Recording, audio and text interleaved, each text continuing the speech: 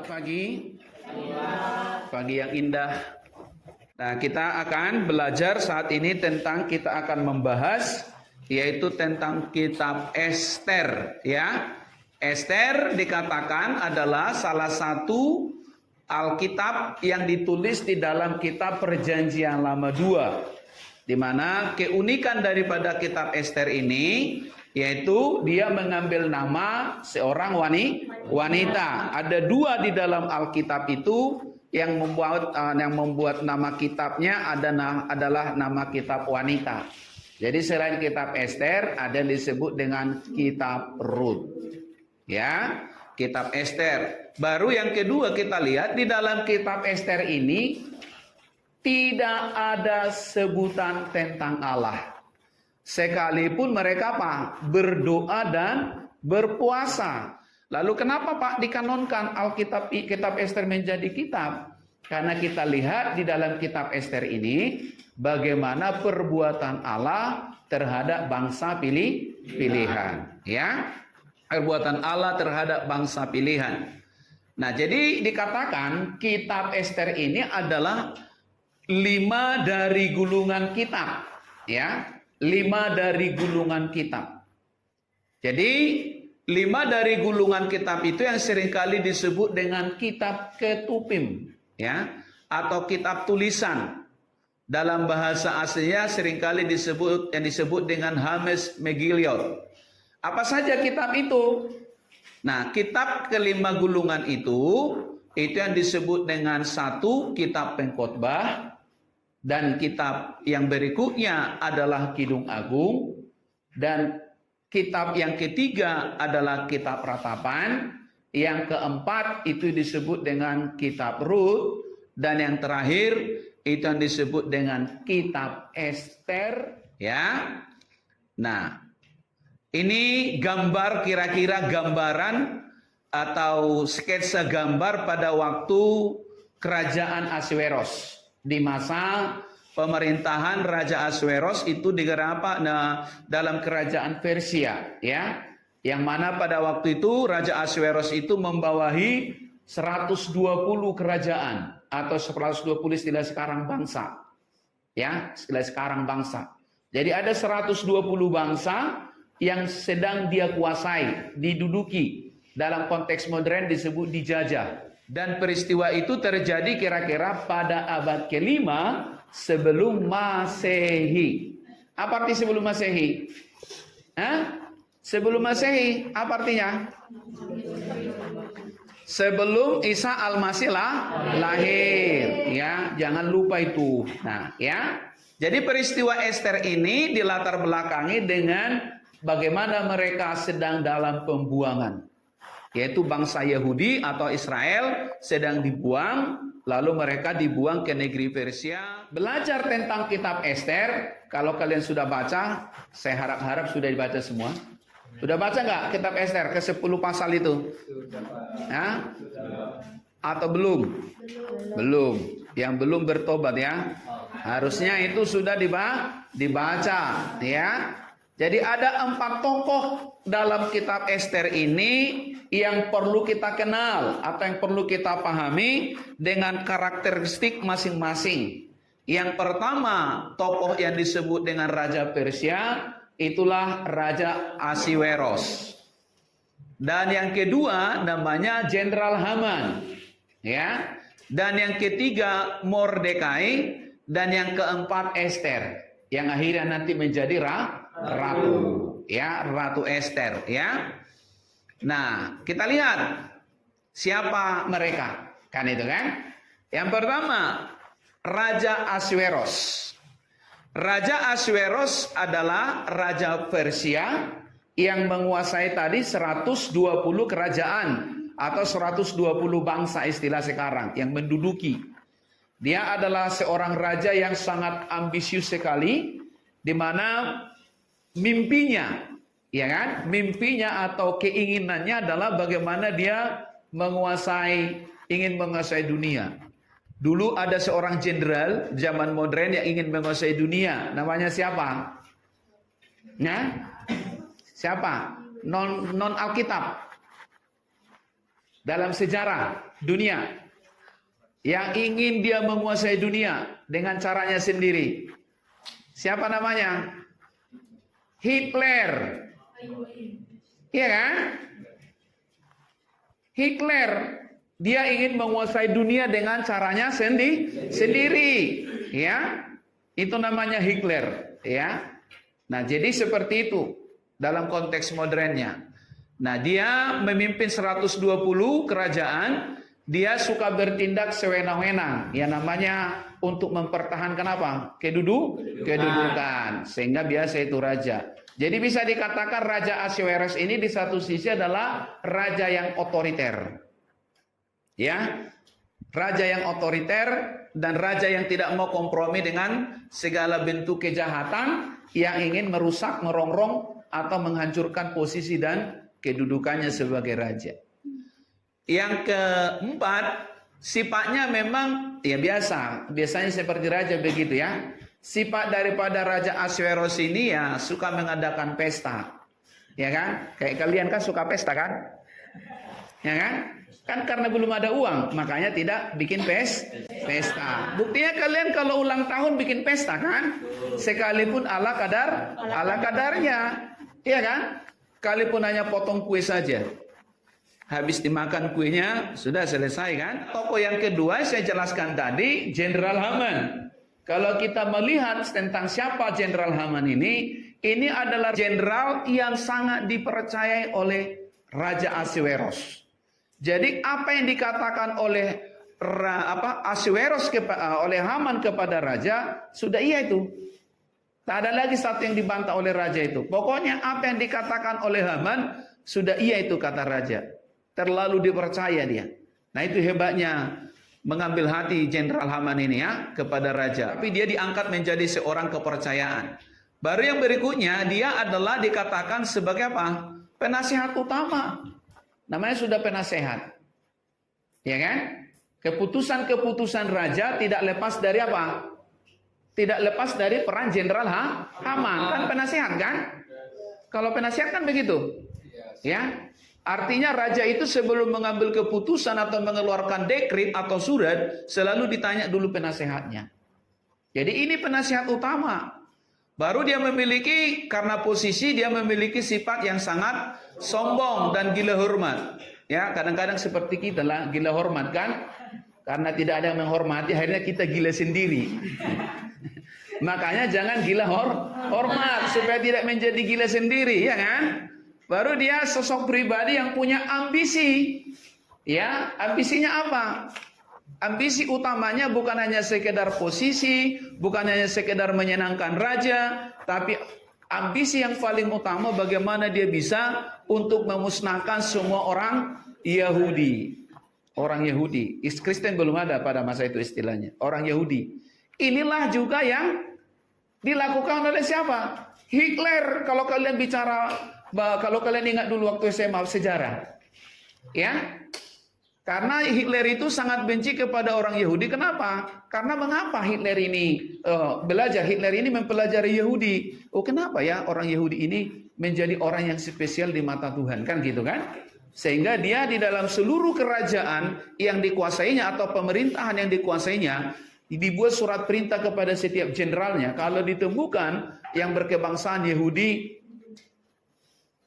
ya, harus dihukum, harus dibunuh.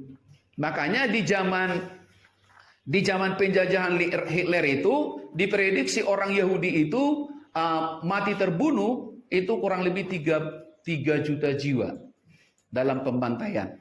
Kalau kita belajar sejarah, kita harus suka sejarah karena kita adalah sedang berjalan di dalam sejarah. Nanti kau sendiri lupa sejarah hidupmu, kan itu masalahnya. Tokoh yang ketiga adalah Mordekai.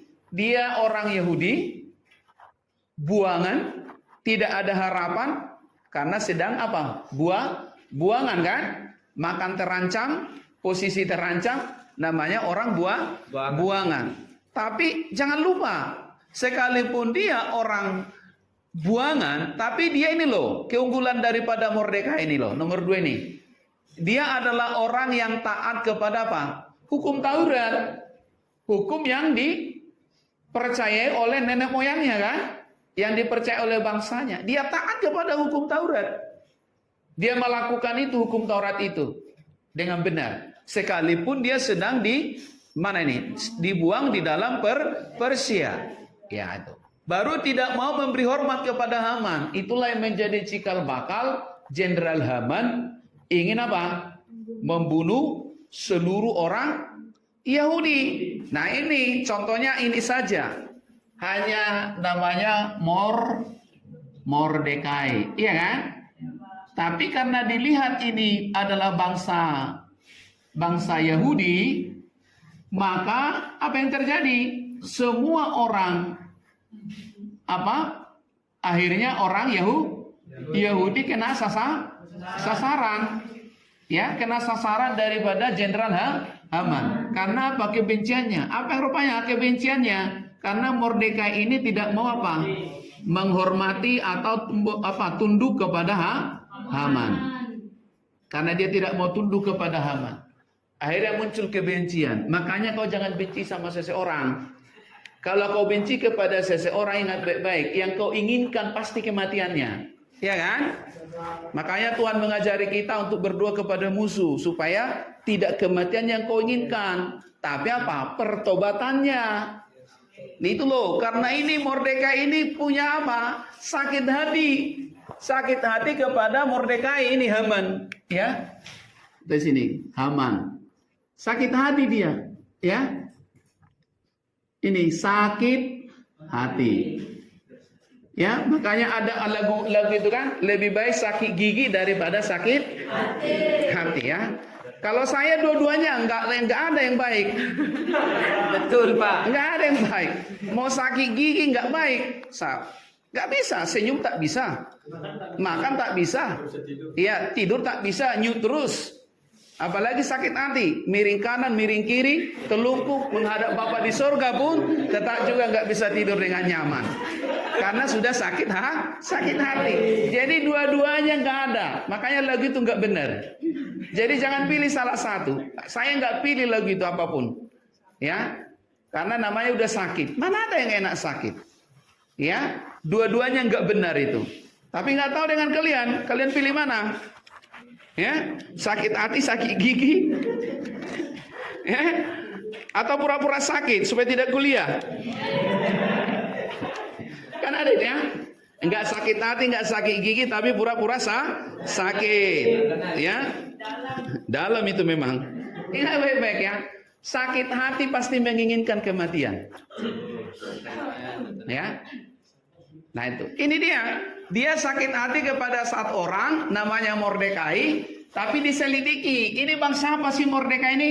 Oh, ini ada orang Yahudi. Maka dikeluarkan surat supaya semua orang Yahudi yang ada di dalam 120 kerajaan Ahasweros kekuasaannya, maka orang Yahudi itu tidak berhak hidup. Ini dalam perjalanan karirnya, dia nanti akhirnya dipercayakan oleh Raja Ahasweros untuk menggantikan Haman. Nah, yang ketiga, yang terakhir, yang keempat, inilah yang diidamkan oleh seorang wanita. Ya, karena menjadi ratu kan, ya, enak jadi ratu kan? Iya, enak jadi ratu. Apalagi ratu di istana, ratu di gubuk aja enak.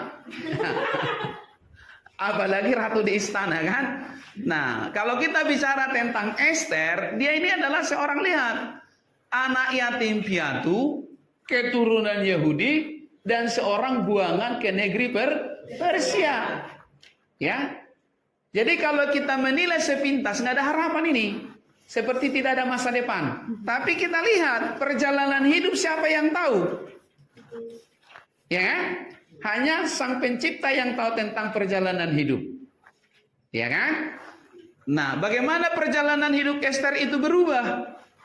Dia mengikuti kontes kecantikan. Dia mengikuti kontes kecantikan yang dilakukan oleh Raja Persia atau Raja Ahasweros untuk menggantikan istrinya Wasti yang sudah dibuang atau dipecat. Kenapa ratu dipecat? Karena dia tidak tunduk kepada suami. Dipanggil waktu pesta raja, tidak mau dia datang, melawan. Jadi kalian pun nanti saya wanita-wanita jangan lawan suamimu. Ingat apa kata kita? Tunduklah kepada suami. Karena suami adalah kepala rumah tangga, ya. Jadi harus, ya. Pasti nggak mau tunduk, akhirnya dipecat. Sesudah dipecat baru dia menangis, menyesal, kan begitu ya. Tapi ingat, kau nanti jadi suami, jangan mentang-mentang istrimu tunduk, suami juga harus mengasihi istrinya, ya kan? Harus juga menghormati, melindungi, itu loh. Itulah suami yang benar, ya. Nah, jadi kita lihat di situ bagaimana Ester itu berubah hidupnya, statusnya di dalam kerajaan Ahasweros, negeri Persia. Dia mengikuti kontes kecantikan. Dari 120 kerajaan yang dikuasai oleh Raja Ahasweros, dipilihlah dari setiap daerah itu satu wanita, ya, untuk mengikuti kontes kecantikan. Tapi mereka di apa dulu? Dikasih vitamin dulu kan? Kasih rempah-rempah, mandi, ya nggak tahu mandi apalah wanita sekarang. Mandi madu, mandi kembang, mandi susu, mandi apa lagi?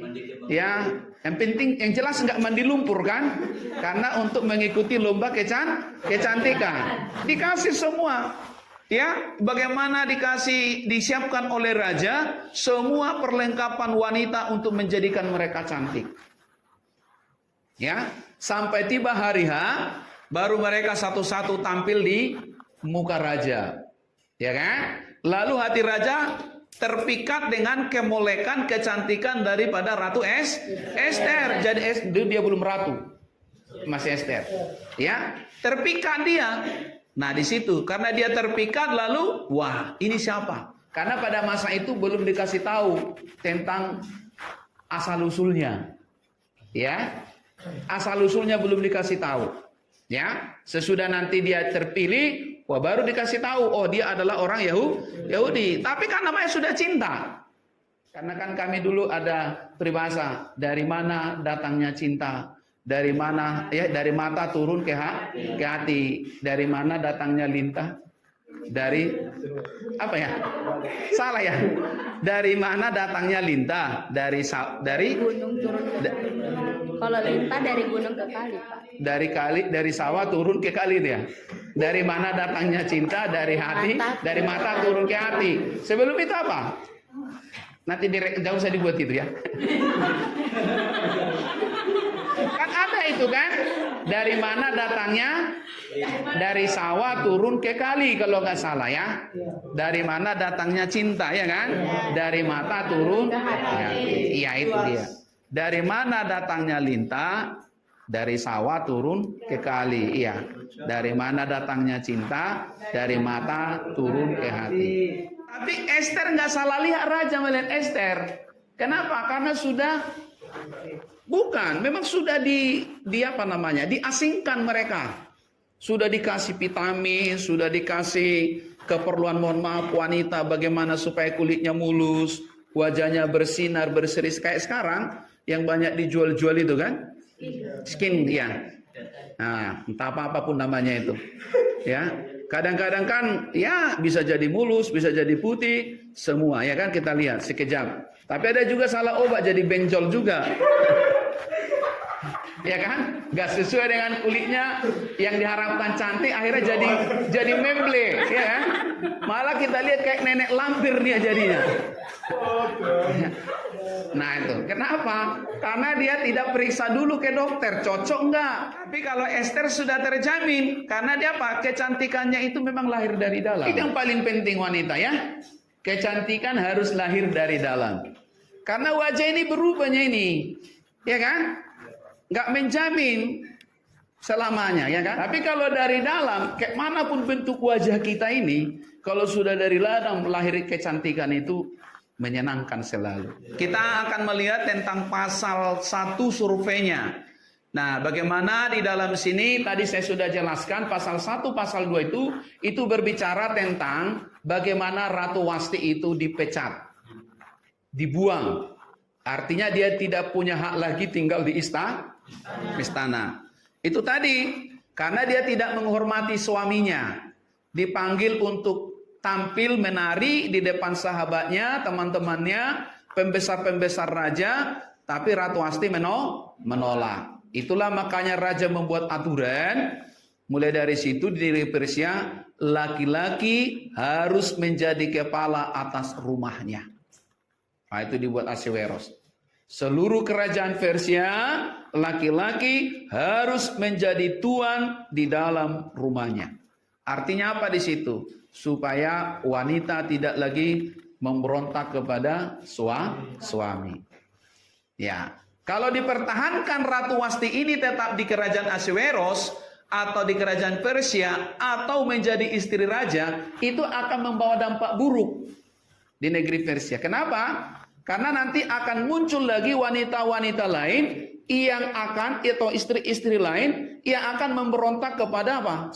Suami. Makanya dengan adanya tindakan tegas Raja Ahasveros, memecat, membuang. Dari itu pelajaran.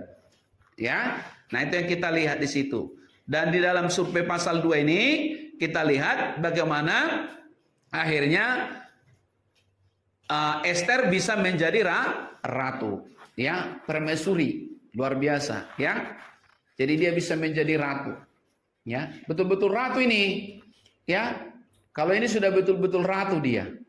Artinya orang yang mendapatkan apa? Penghormatan. Itu yang kita lihat dari kisah dalam survei 1 dan 2 ini, ya.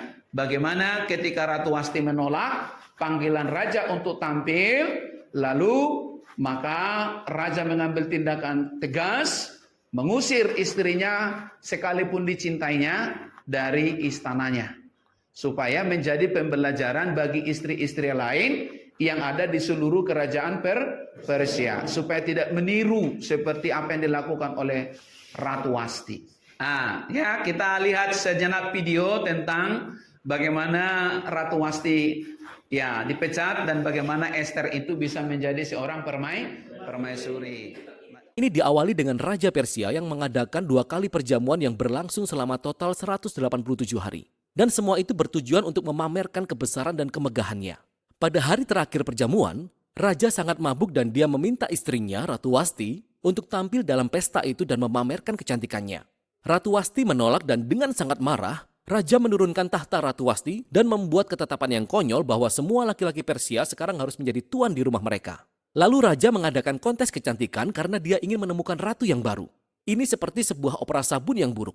Tapi disinilah kita diperkenalkan pada sosok Esther dan Mordekai.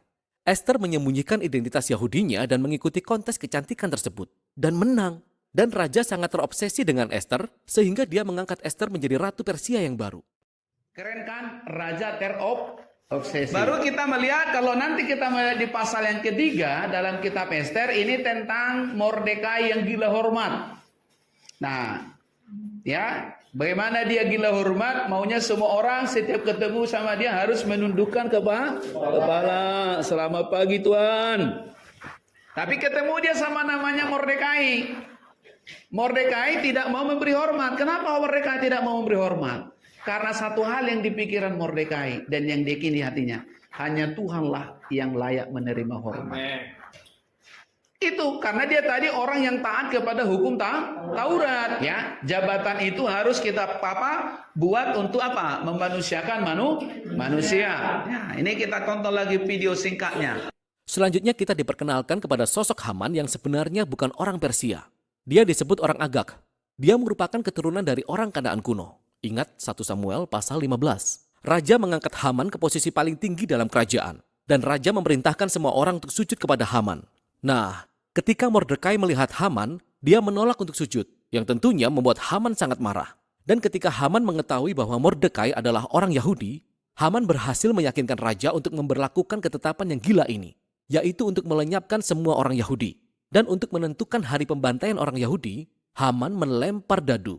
Dadu disebut pur dalam bahasa Ibrani. Kita simpan hal ini untuk nanti. 11 bulan kemudian, pada tanggal 13 bulan Adar, semua orang Yahudi akan dibantai. Kemudian Haman dan Raja mengadakan perjamuan minum untuk merayakan Nah, bulan Adar itu kira-kira bulan Maret, ya. Nah, kira-kira ada pertanyaan? Paham? Atau dipaham-pahamkan? Ya? Ya? Ini membangkitkan memori kembali nih. Ya.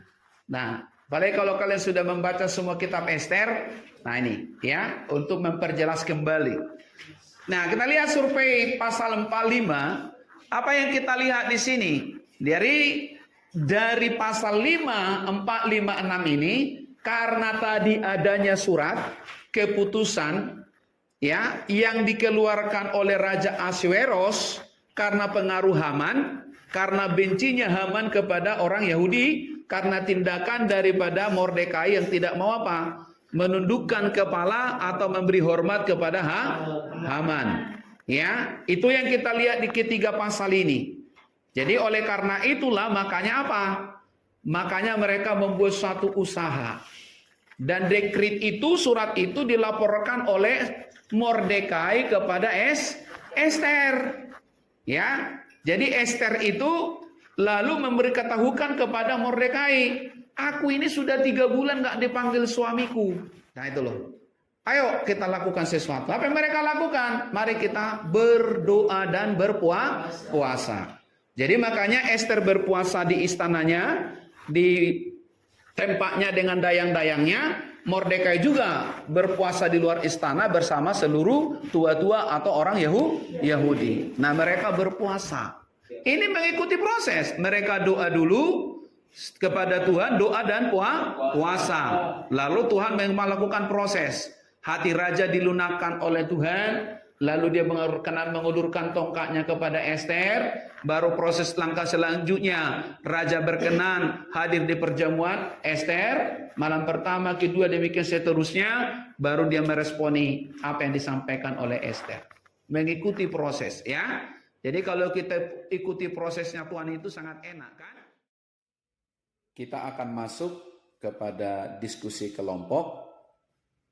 Supaya setiap anggota kelompok masing-masing membentuk kelompoknya supaya kita mendiskusikan topik-topik pembahasan yang sudah pernah Bapak bagikan untuk diskusi kelompok kita. Nanti setiap kelompok mempresentasikan, nanti kelompok lain akan bertanya tentang topik yang disampaikan oleh kelompok lain. Shalom.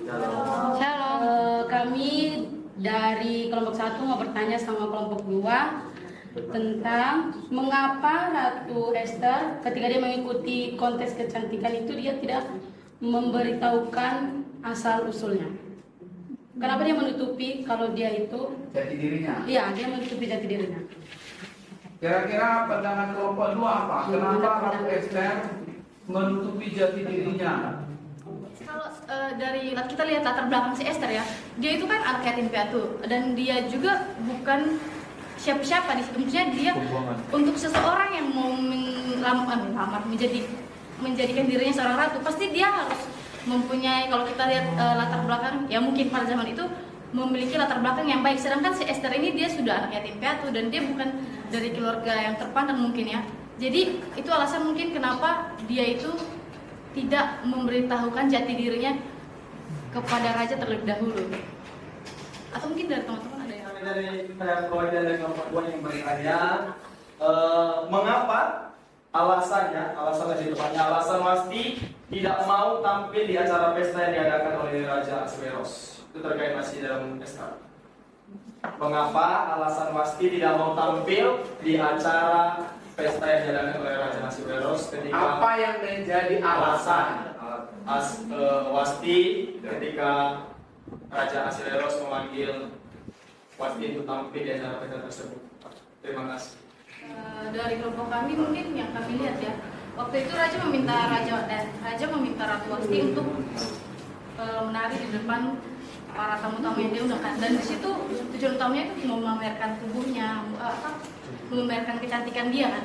Mungkin satu sisi Ratu Wasti ini dia mempunyai merasa mempunyai kesombongan dalam dirinya ya. Mungkin dia rasa ngapain dia harus ke situ, dia ini orang yang cantik, jadi kayak merasa nggak perlu, dia nggak mau menunjukkan kecantikannya itu di depan orang-orang itu, karena dia merasa dia mempunyai sesuatu yang lebih dan dia merasa angkuh dan sombong.